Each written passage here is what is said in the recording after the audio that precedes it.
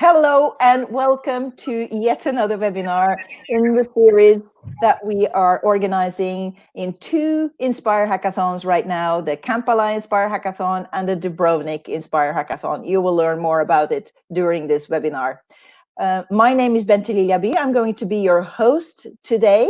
I'm also working on making data interoperable, but we'll come back to that. So before we start, to give people some time to get on here, a signature of mine is to ask for weather reports when we start the webinars. So we will do this today as well.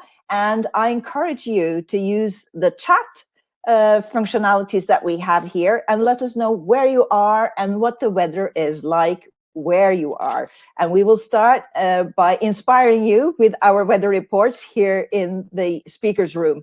So Michael, can you let us know where you are and what the weather is like?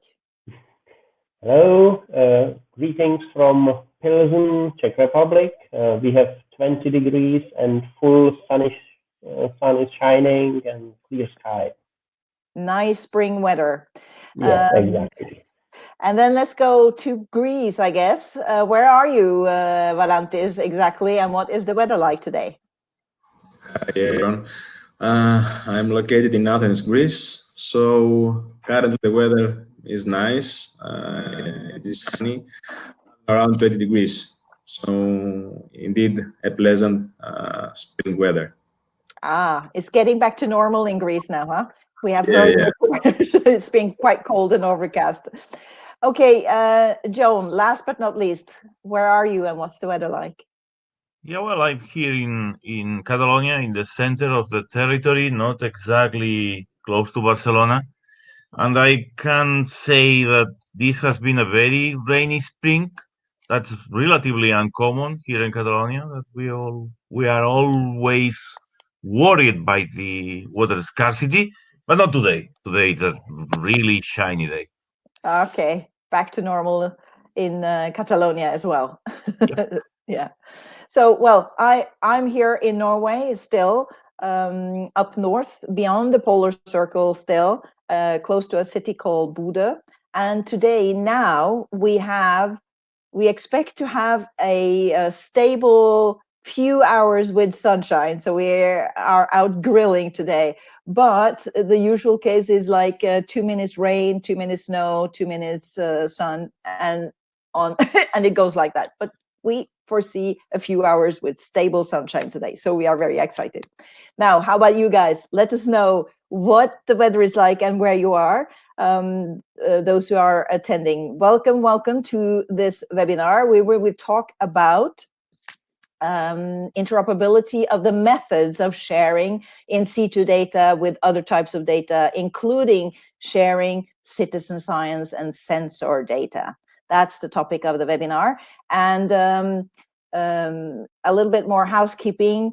We are very excited to, if you can ask questions and comment in the chat box here, and we will answer some of them. If they are short, we will answer in between the presentations, but we will have a Q&A at the end. We plan to be finished at least in within 1 hour. Depends on how active you are as an attendee. And the replay is going to be sent to you automatically. If you register here, you will get it automatically, a replay. You will also get the slides, the presentations in this webinar. We will post it on planforall.eu. So Plan for All is an international association that is running or leading the organizations of these Inspire Hackathons. And you find most of the information about these Inspire Hackathons on the website, planforall.eu. You will get more links in the chat box during this webinar. So with that, I think we are ready to do a tour de table. I will let the speakers introduce themselves before we start the program. Valantis will introduce the problem area, so interoperability methods first, and the challenge in the hackathon. Then Joan will show you some nice ways of visualizing data.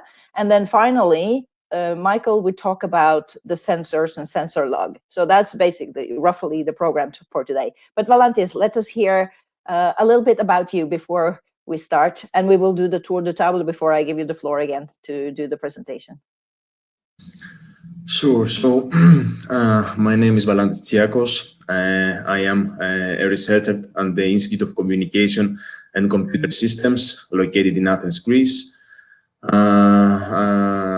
I'm part of the Smart Integrated Systems and Communication unit of the Institute, and my scientific interest and activities around citizen science, geoinformation, spatial databases, and so on.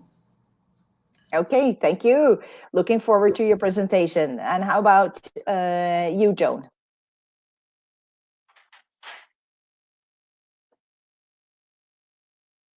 Sorry, looking for the mute button. Yes, Joan Mazo speaking. Again, I'm in a research center in ecology and forest applications. We got here because we were interested in creating some maps of the things we did, and we end up being, experts in interoperability and web mapping technologies and all this stuff. You never know what's going to happen. Well, this is the field of interest. We are with Valantis in this We Observe project, and we are running some committees of practice on citizen science, and in particular one on interoperability. And here in this experiment, as you already revealed, we are trying to provide some visualization clients in order to show the data from others. Excellent. Looking forward to that. And last but not least, Michael. Hello, my name is Michal Kipka. I'm a researcher at the Department of Geomatics, University of West Bohemia in Pilsen, Czech Republic. And I'm mainly focused on GIS, geomatics, and sensor data and sensor data processing, and partly visualization of spatial data on web and internet environment. So that's my mainly focus. I'm partly working as a developer and project manager at Czech Center for Science and Society as well. So I'm partly involved in the real praxis with research companies as well. Excellent. And well, a few words about me as well, though. I have been working on making data interoperable on many different levels, from policy to more technical issues. But I want to use this opportunity to say that I was also among the first organizers of the Inspire hackathons, and the topic was there, in fact, citizen science. The citizens observatories, the first pioneering citizens observatories, was part of that first hackathon in Barcelona, Joan. That's where it all started. And since then, citizen science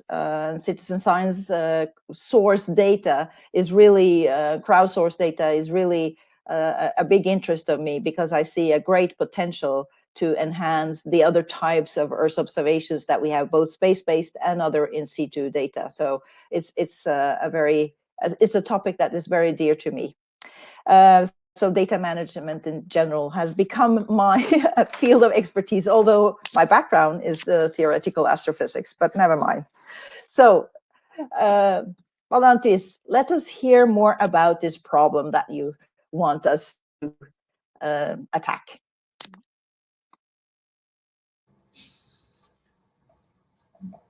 And we will turn off our cameras and the microphones while Valantis is speaking, but we will come back to you.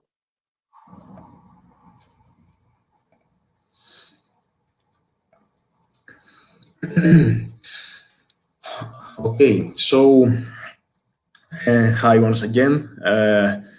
I would like to, through this presentation, to introduce you to this challenge and the items that we are trying to achieve. As Joan mentioned, this challenge aims to address items in terms of interoperability between methods of sharing in situ and citizen-sourced data. The idea behind this activity, and also one of the projects supporting this, it is emerged from We Observe. We Observe, it is an Horizon 2020 funded project that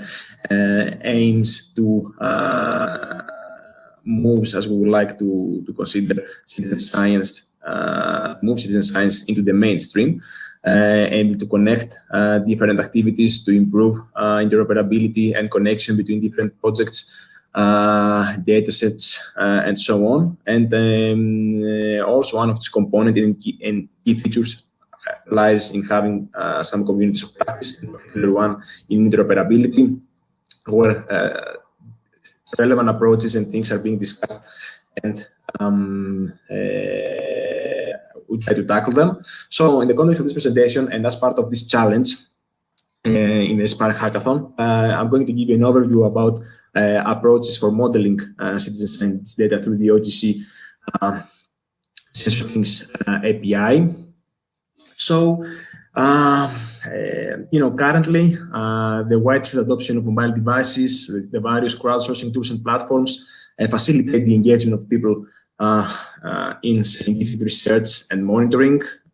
So we can see that there is constantly an increasing volume of citizen-generated data. And thus, it is of high importance to ensure that data of different origins are comparable, compatible, whilst facilitating their integration into new models and the development of new applications.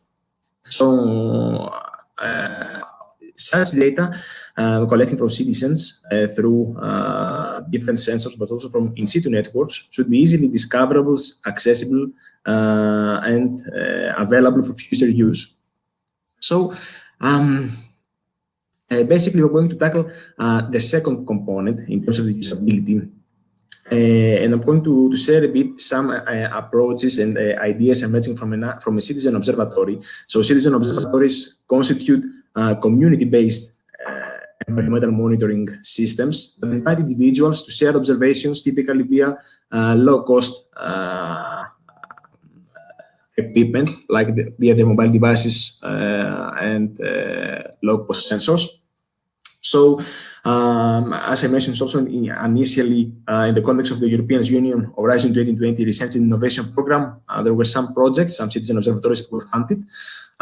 Here, I'm going to speak briefly about the approach adopted in the context of Sense Citizen Observatory. That will be also constitute one of the reference infrastructures for this hackathon. So, in the context of the, so in order to meet, let's say, the aspects of interoperability,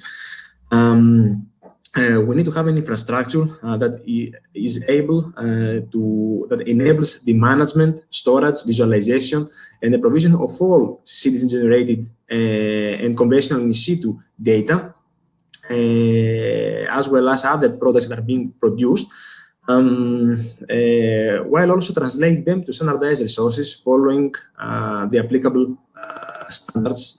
What we use basically relies on Open Geospatial Consortium standards. So, as you can see here, briefly through the architecture of this image. So, this also involves the integration of a data quality control system to cope with the challenges related to the accuracy of the user measurements and the protection of the system from illusion contributions. But our key achievements in order to improve an integral utilization of these resources of citizen science data and with other sources of information is to enable their fusion. So, and their utilization in a common way with these resources. So, as you can see also in the graph here, we have introduced, let's say, we have a concept of the data translators. Here it is OGC translator because we rely on such standards, but the approach is pretty much the same. So, one of the standards that can be used and we used in the context of our platforms is the OGC Sensor Things API.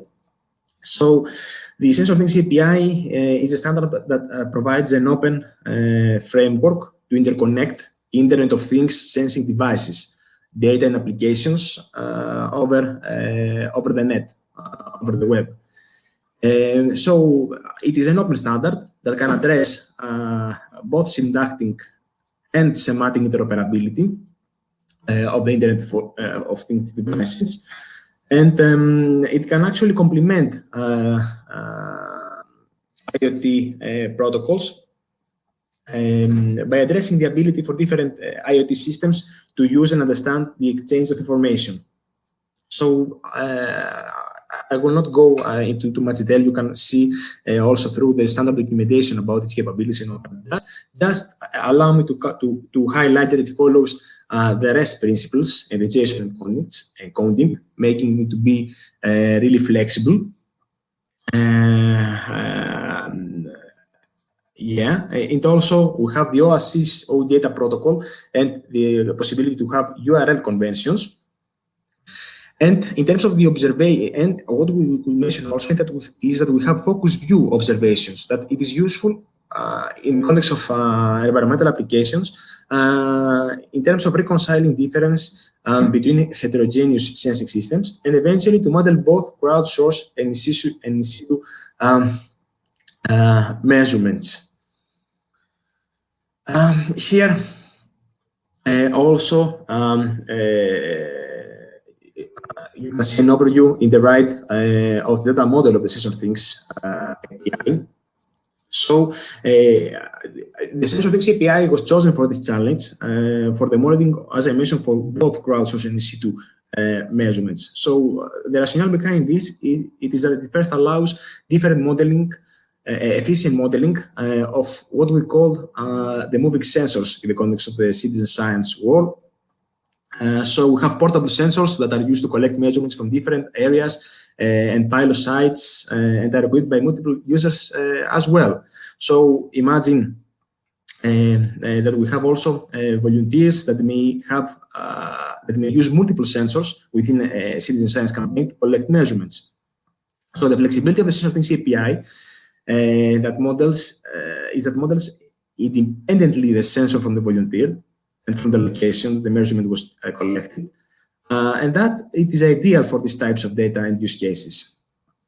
What is more, the SensorThings API can support, as I mentioned, heterogeneous measurements collected from the same volunteer using the same sensor. This is very important, as a volunteer, as you can imagine, is using a smartphone to collect observations from the environment, such as land cover, land use, that we had in the context of our citizen observatory, data about water parameters, data about soil measurements, and so on. In addition, the SensorThings API standard has some key advantages over similar standards, such as the OGC sensor observation service. To begin with, we can mention about the data format exchange that is based on JSON encoding, and it is lightweight and easy to create and exchange over the web. And also, as I mentioned, the SensorThings is built based on a resource-oriented architecture, offering standards about data models and the entities that structure the information. And also the standard supports basic, let's say, operations like HTTP post, delete, put, and patch request, allowing the creation, update, and deletion of entities as needed. And last but not least, allows the retrieval of the information using pagination, and that ensuring also scalability and short response times, that it is really important in the context of such applications. Moving a bit more in the context of our approach and how, let's say, what we would like to do also in the context of this challenge, but just to give you an idea about what could be done, it is the idea of having, let's say, data translators. So in the context of our infrastructure, imagine we have some data translators, some software components that receive the data from a specific source of information. For instance, the mobile device of the volunteer, translates them to standardized resources, and push them to a data quality control module we have to verify the information collected. So, in such approaches, the data translators ensure that the received data respect the format and types of data models. And they are using the available information in the received data object, trying to transform it based on the requirements of each standard. So imagine also that in case the data received are not complete, or for instance, the JSON values are not the proper data types, then we discard them. We discard the data object. While you can also properly log this information. And yes, so and mainly we can add that the translation as a process is focused also on mostly focused on eliminating this nested information and complex data object. So such an example can be seen also of a translation of a received custom JSON messages in the figure that I have in my slide in the right. So imagine that in the context for the SensLog API, the correlation between the received data and the data model is not so straightforward. So for each data object received, so we have one observation entity and one feature of interest entity that are being created.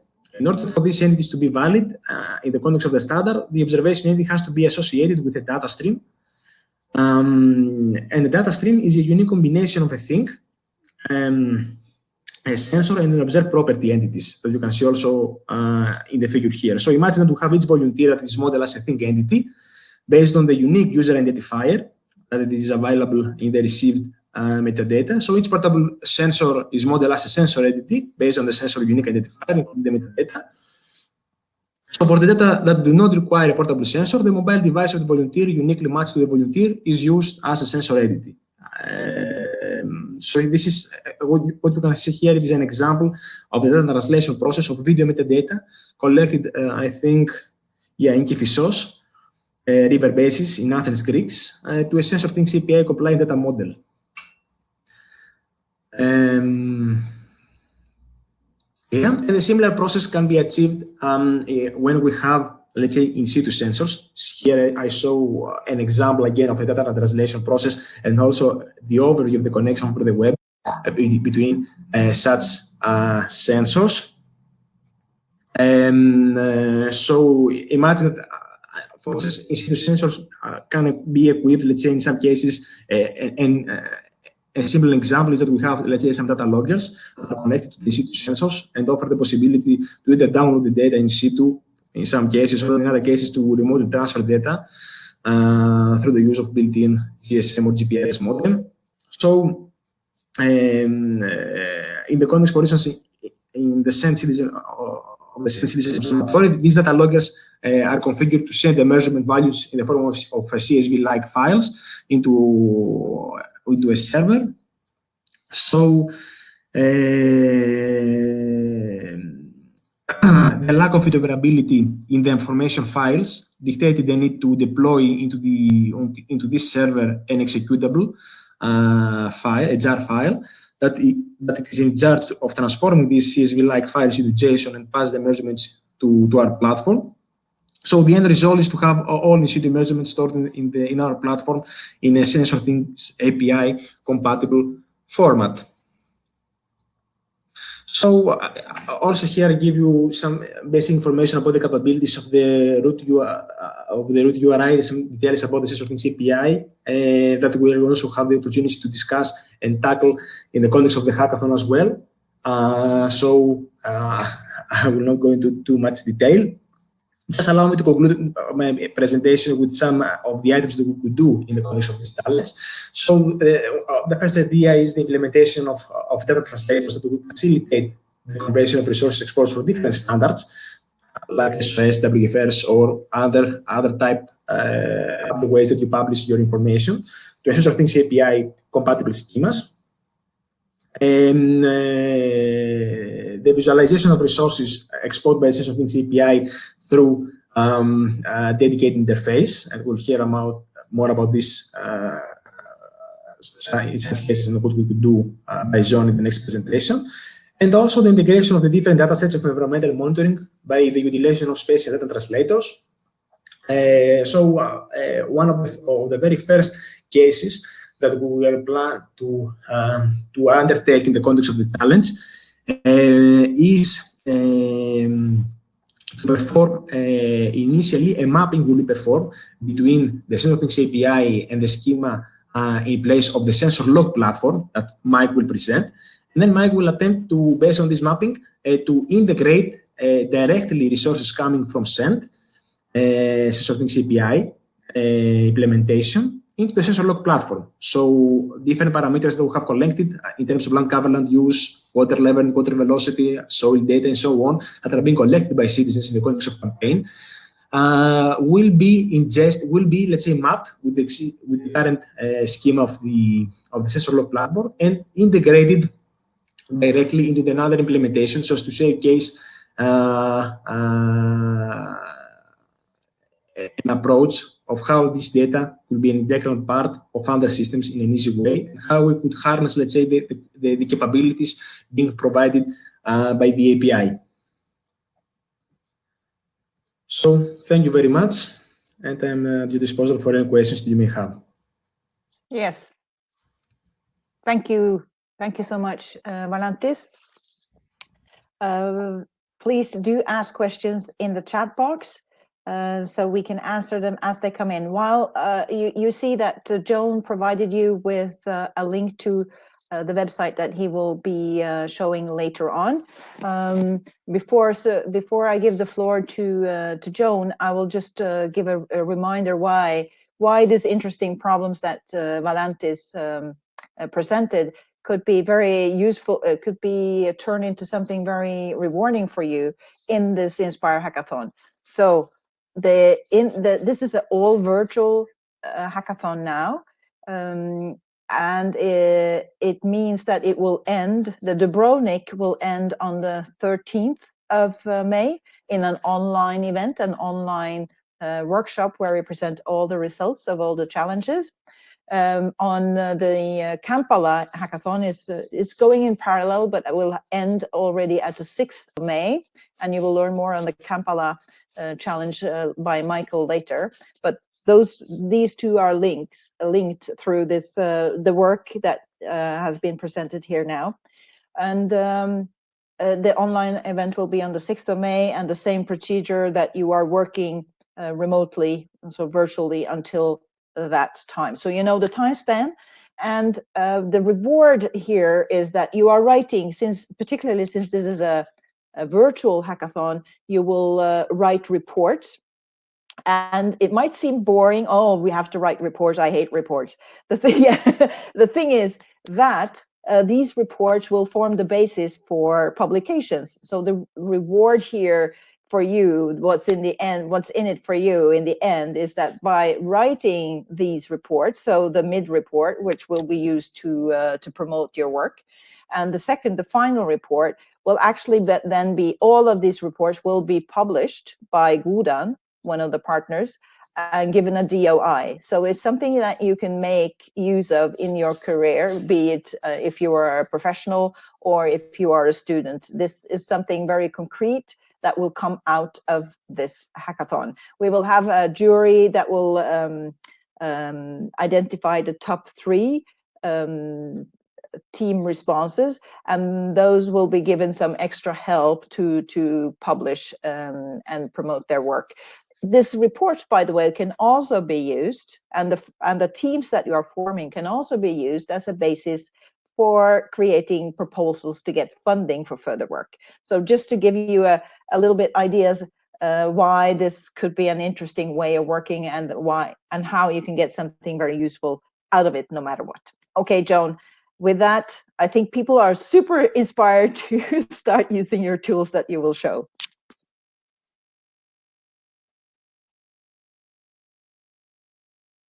Maybe you should unmute. Are you unmuted, Joan? Yeah, and turn off our cameras again. Maybe I was mute. Yes. Maybe. All right. So let's go to the demonstration. So enough about the weather. Here I have the weather for Catalonia, but this is not what I would like to show to you. What I would like to show to you is a technology that we are using actually to demonstrate that all these interoperability stuff that we do by providing interoperable services that are using sensor standards, sensor web enablement standards are useful. And maybe the browser that I will show it to you doesn't look very spectacular at the first glance, and this is because, you know, maybe we need a graphic designer to help us. But the more important thing here is not what it looks, but what it does. And what you could do here, and this is the result of the Ground Truth 2.0 project, is to just jump to one of the different citizen observatories that the Ground Truth provide. Those are 6 citizen observatories, and I'm jumping to the first one. This is Rima Natura, and you identify again the same profile here, the same shape of the coast. So this is again Catalonia. And what I would like to show it to you is just phenology observations. And you can click on one of them and you get some pictures of what you are seeing here and some additional information on or about the species you are looking at, and so on, and where it was and what's the positional accuracy of it. Many different aspects of this, no? And in this case, this is the name of the plant that we are seeing in that picture here. Okay, this is what a normal user see, but what is happening behind the curtains is actually a set of requests that are asking for different stuff. And the first thing that we do see is a WMTS request to an OpenStreetMap that provides us with this nice background, this not nice map background. But what I would like to do is not to show you that, but to show you this other one. This is the get feature request that we are doing to a particular object that we see in the screen. So you are seeing now what is happening behind the curtains. And here we are asking for a web feature service. We are asking for a feature, and we get some description of this feature in this case in a GeoJSON file. Okay, and here someplace there should be the different species seen. This is another entity, and this is another name. All right, but this is feature service. So this has nothing to do actually with what Balantis was talking about before. So what is wrong here? What there's nothing wrong. It is just that we can combine different things together. So let me go to Baden Focus. Baden Focus is someplace in Sweden where we have some water quality. There are many lakes in this region, that is for sure, as you can see for all these blue, light blue things here. So there are people that go to the field doing citizen science projects, and they simply take a sample and they analyze that and they get the status of it. So in this case, what they are reporting is nitrates and phosphates and all this stuff that it's in the water, that it is over some kind of a threshold, then it should not be good. And actually, this is a red dot, so probably there is something wrong with the nitrate levels of this place. If we open the console, you can see that new request has been done. And one of the things that you discover is a get feature of interest. And this is now real SOS request. So this is the response of a sensor observing service that is actually reporting all the features of interest. That means all the positions. So here the coordinates of one of those positions. And if we go down, you will guess that we will see at some point the query that I did to the red dot, and this is the query, and this is actually the data associated with the feature of interest. And now it's trying to show us this XML into an XML format, and you now discover that XML is a technology that sometimes becomes relatively slow.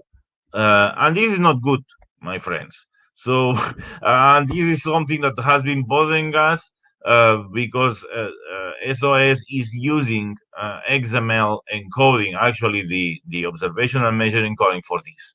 And well, you can see here the different the data record, and in the data record the different properties. And one of them, if we scroll down, should be the nitrate number that we have seen before. All right. So what we can do, I mean, if this is strictly observations and measurements in XML, and we are seeing that it's not particularly fast, what we could do? So we could switch to JSON, and then what we are going to see here is a set of points. Here they are, a set of points. And there are many of them in this case. There are, as you can see, well, you can imagine, there are thousands of them. And one next to the other, they form this route that this bicycle has done with an air quality sensor. And we can immediately identify that there are red spots where intersections on different roads happen, and probably there is a traffic light here and an array of cars trying to move on, and since they are stopped, they are emitting some bad stuff, and we are again seeing some numbers, some observations of the in this case it is black carbon, you see here. So black carbon, and this is the actual measure of that sensor. What is happening, you know that I will do that. I will go into the deep here and try to guess what is happening behind the curtains. And what is happening behind the curtains now is that the same return, the same observation, is now a JSON file. And let me see if I'm able to find it, because there are many requests before the one that I need, and I'm no longer able to find the one that I need. Well, what we could do then is to reload the whole thing in order to make it visible. Sorry about that, but we just do this, and now there will be less things in the console, and now I'm able to show you that this is a get observation request, but this time we are not seeing all this minus done and greater than that reflects XML, but we are seeing these curly brackets and all these quotes here. That means this is JSON, and JSON is far more powerful in browsers, and it's far more faster. So that's why I like it. But it happens that there is already a JSON implementation of a sensor standard, and this is the sensor thing API, and this is what Valantis is showing to us. And what we want to do here in this hackathon is precisely to start working on this other protocol. Instead of using sensor observing service, we are going to use sensor thing API. And we need to learn about the different requests that Valantis has showed to you, and how to use them, and how to present this in our map browser. And and we haven't done that before. So this is the small step that we have to do forward, and this is what we want to contribute here in the hackathon. The technology is there, the visualization capacity is there. The only thing that we have to adopt is the new queries that Valentis has shown, and in principle, that's going to be done. Okay, I want just to finalize, just saying that this can be done, can be used for other things, and well, I just simply took what the Johns Hopkins University is actually serving as an array of data for the COVID-19 observations, just to tell you that this browser is actually able to deal with time series. So if you do not have isolated measurements, what you have is time series.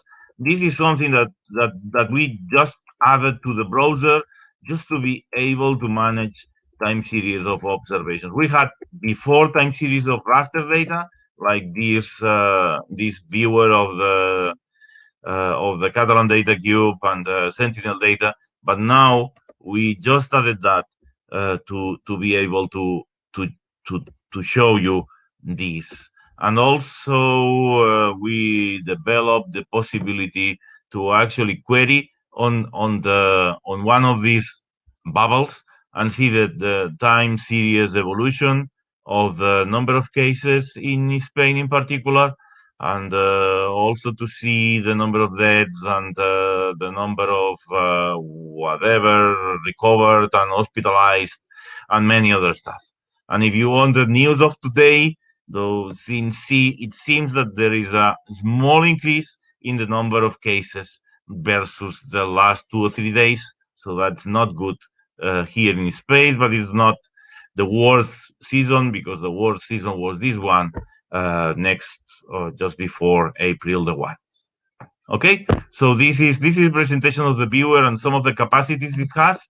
And well, and I look forward to work with all of you on start combining things together and start combining services and clients and showing data and more data for people to get the knowledge they need to eventually, in the very end, to do the right decisions. Back to you, Bente. Thank you so much, Joan. As always, very inspiring to hear what you work on. I have one quick question before, since the last thing you showed was the COVID. Not that is the issue of here, but the thing is, you said time series. So what we've been discussing there is, if you see the case of contaminated, what do you call it, infected, that can you also show that a combination of those who were recovered, so combine 2 different sets of data and get a different kind of time series where you see the current number of infected, not aggregated, if you know what I mean? Yeah, that's definitely a good point. What I'm showing here is just one variable in a single graphic, but what it could be really interesting is to see combined the number of cases with the number of deaths and the number of recovered people in the same graphic. But because what we need to know actually is not the number of confirmed cases, but the number of active cases. Those are the ones that really bothers us. Exactly. So having the 3 or 4 variables in the same diagram could be really nice, and I have been thinking about that, and it's definitely the next thing that I will do in the next 2 or 3 days. Yes. And, so it's not only the virus that this is interesting for, because this is a functionality that could be applied on many other cases as well. Mm-hmm. So let me just paste in the chat window the COVID browser, just if you are curious about that. Yeah, that would be nice. And then Anne, thank you for asking us a question, or Joan more precisely, and you bring the attention to yet another aspect of interoperability, namely licenses. And Anne is asking, how do you capture information on license, data license, Joan? All right. Well, I haven't done much in the viewer. The only thing that I do is this thing here below.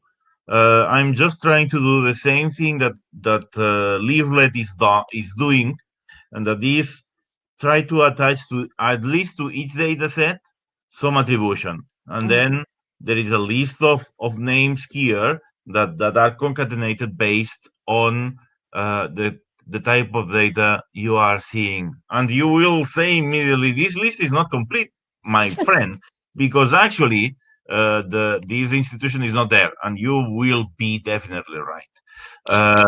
So I need to fix that.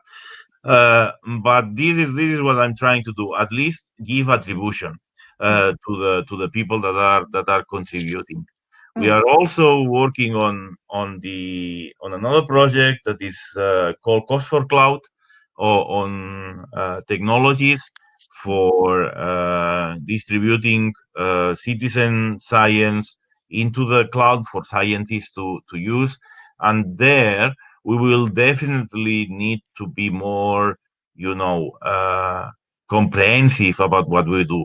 Because when you combine data from different sources, you need to combine also attributions, and you need to even not just acknowledge, but sometimes even notify to the original scientists, that the citizen scientists, I mean, to that the data has been used, and has been used for a study that maybe was not originally foreseen, because maybe there was air quality data, and now you are combining that with COVID information just because you want to find a correlation, and maybe the citizen never contribute the data to do that. So this is not an easy task, but we are becoming aware of that, and we are trying to prepare the technologies for the explosion of the citizen science usage that we foresee.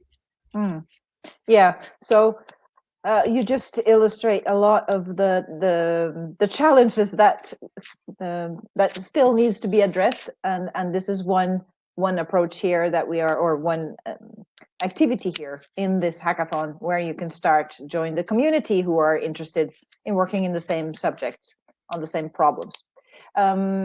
Yes, I think so. If you have more questions, please don't be shy. Ask questions in the chat box.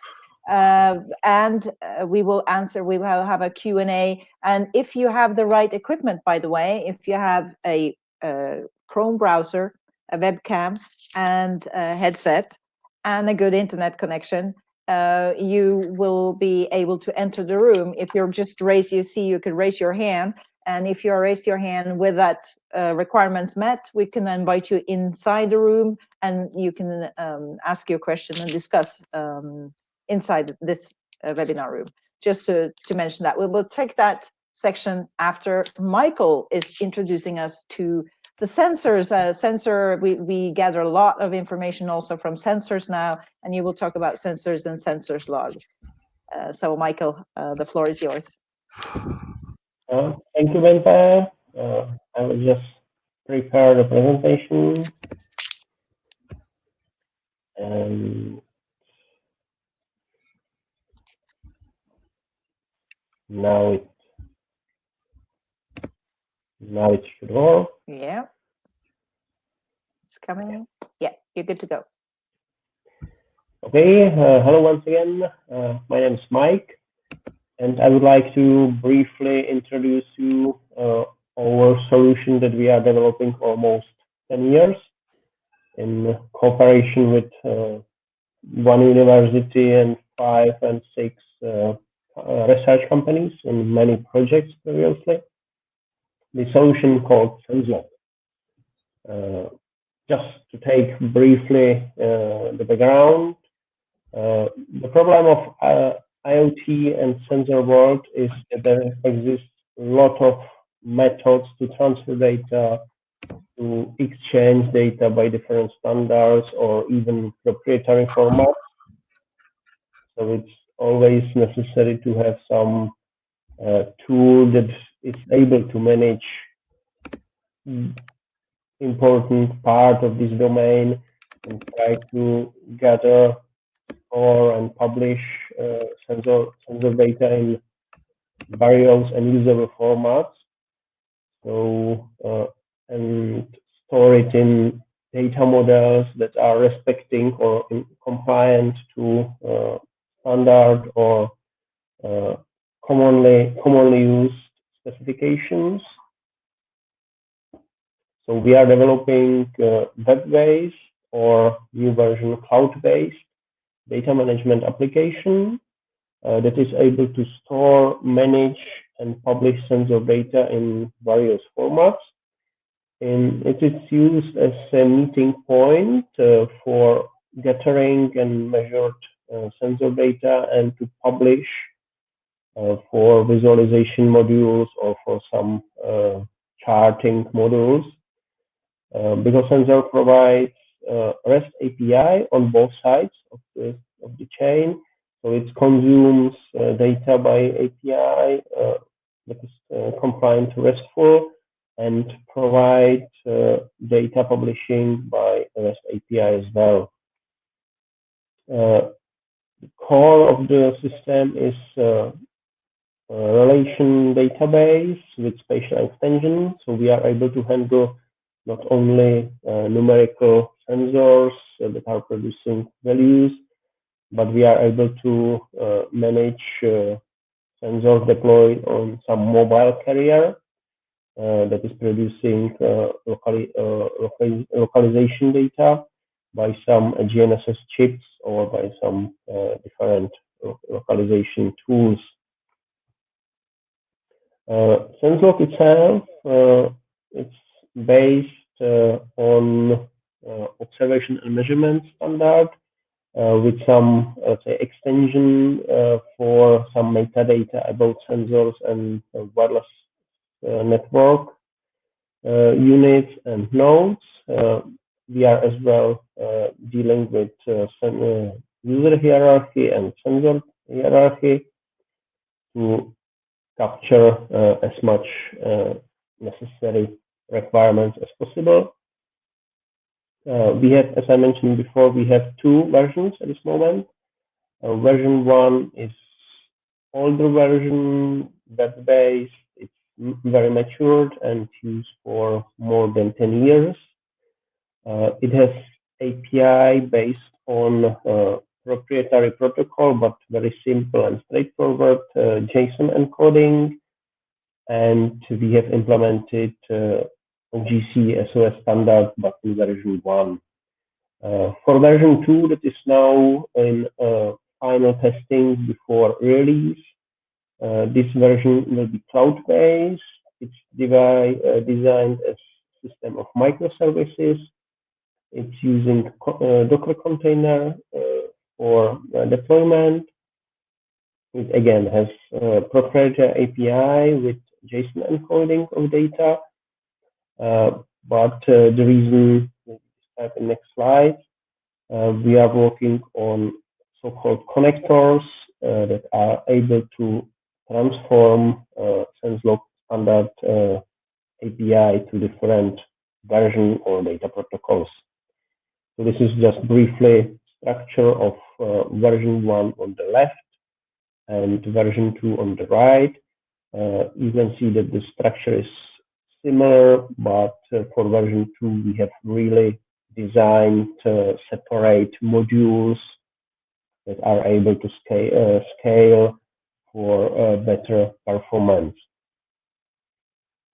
As I mentioned before, to deal with different standards and different data providers or data consumers, where we are not able or not allowed to influence somehow targeting API, we are working on a system of connectors. So these connectors have on one side SensLog API, and on the outside side it has different APIs according to needs of current use case. So we are designing it in push or pull option, so we are able to receive data or ask for the data from the database. At the moment, we have implemented two real use case. One is for connecting to file climate cloud for special instruments sensors. Another one is for IMI Azure Cloud. It's check sensor manufacturer and sensor data provider. And what is our goal for next weeks and months is to design, finalize design and development of sensor things API connector that will be able to at least receive and provide observations in this basic version. During previous projects on for development of SensLog 1 version, we have also developed VGI module. This VGI module is able to receive and store observations from web or mobile applications with multimedial content. So there is a system of observations. There are mandatory attributes in the basic and lots of optional attributes that are defined by the user itself. So it's very flexible for storing different data. On the right bottom picture, you can see the basic scheme of VGI module data model. So it's very flexible for storing. And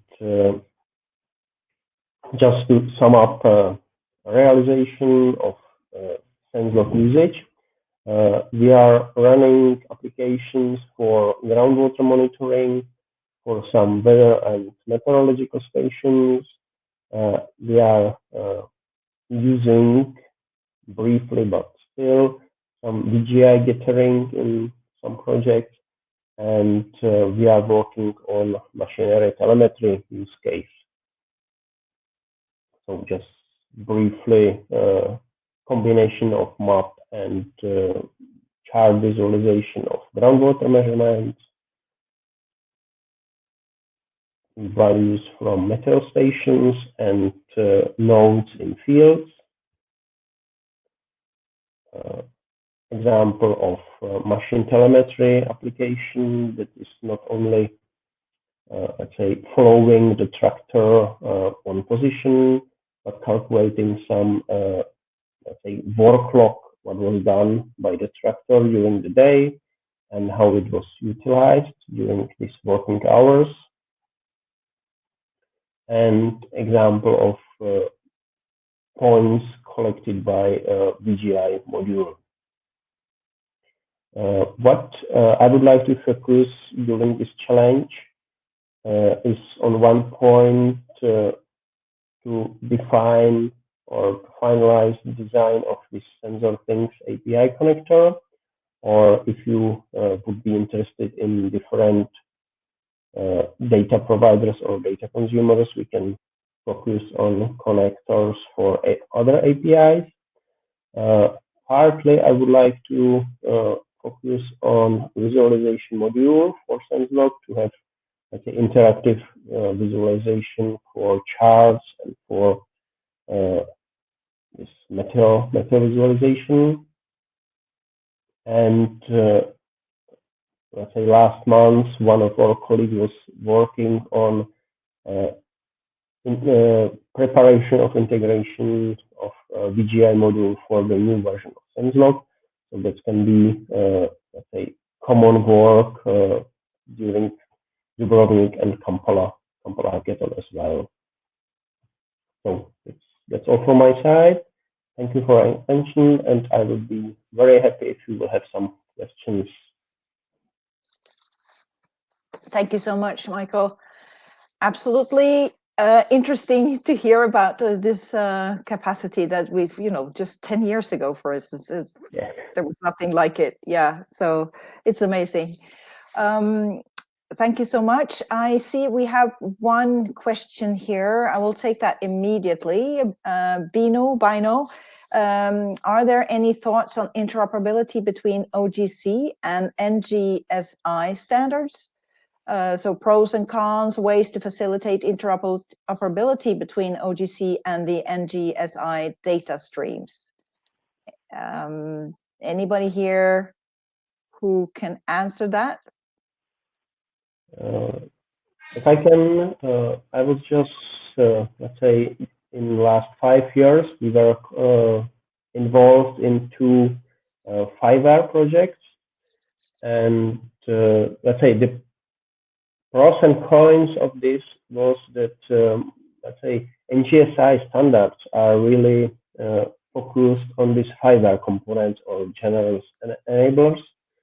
And they are, let's say, not so spread in the domain of sensor and data providers. So I think for targeting on wider usability and wider audience, it's better to focus on OGC standards from my point of view. Recently, also we performed an analysis in the context of another project. So we're taking a similar approach in terms of social networks and observations coming from IoT devices and in situ sense networks. So when there was an assessment for a large-scale demonstration, a large-scale infrastructure in terms of using either fireware, how it would work, because some of the partners or some of the colleagues involved were using this, or the Sensor Things API. So it basically depends. I think that indeed we see that there is in the community that there may be we see implementations that are based on fireware, and I think though the approach provided by the OGC, it is more flexible. I mean, in terms of such cases. Of course, if there is an interest, I think we could try to investigate this in depth. Perhaps if you have implementation running with fireware, we could see how we could interoperate this API, or to see, let's say, efficiencies and deficiencies in the context of different elements like the response time in the infrastructure, or how you assess this information. But indeed, if you have, I urge you to register to the challenge, and during the upcoming online courses we will have with all the communities, we can discuss more and see what you work with and what will be done in the context of the challenge.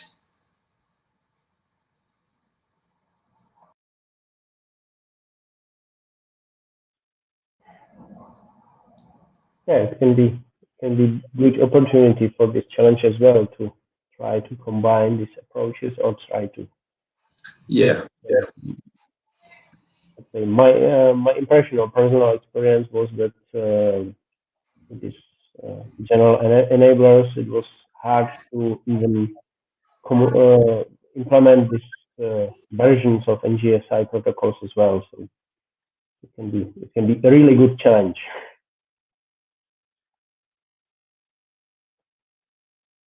Yes. Thank you. There is some bad internet connection somewhere. I'm not quite sure. Yeah, but I'm okay. Good.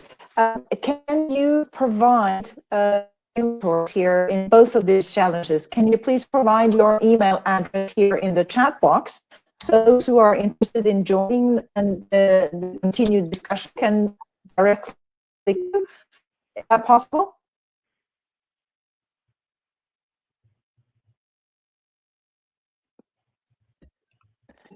Hopefully it is. So you were asking, yes. yeah. So you were asking for, just for clarification, you were asking for the emails of the attendees or our emails to share with everybody You, else? Okay. yes, so each That you, that can Joan, be done. Michael, Volantis.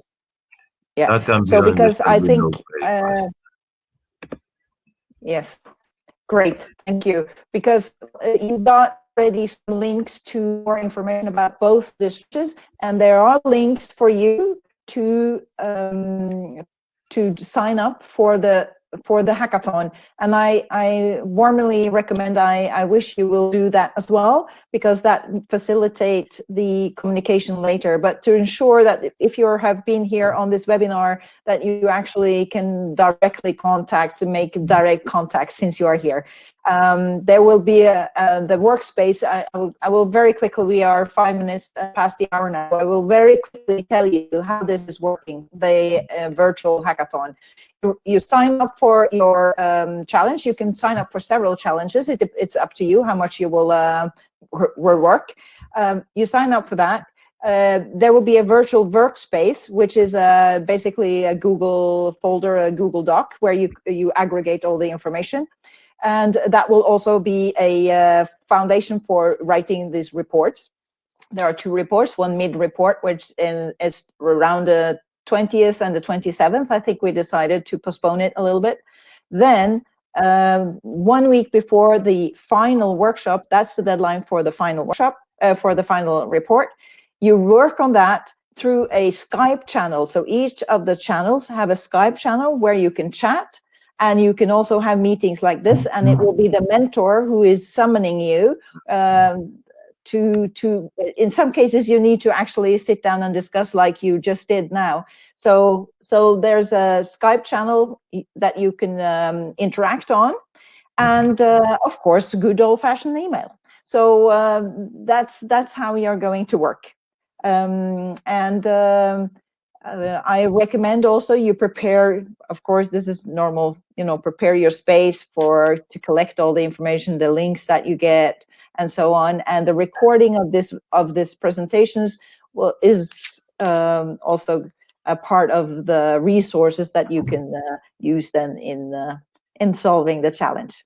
So that's basically the very quickly how it's going to work. The final workshop will be on the 6th of May and on the 13th of May for Kampala and Dubrovnik respectively.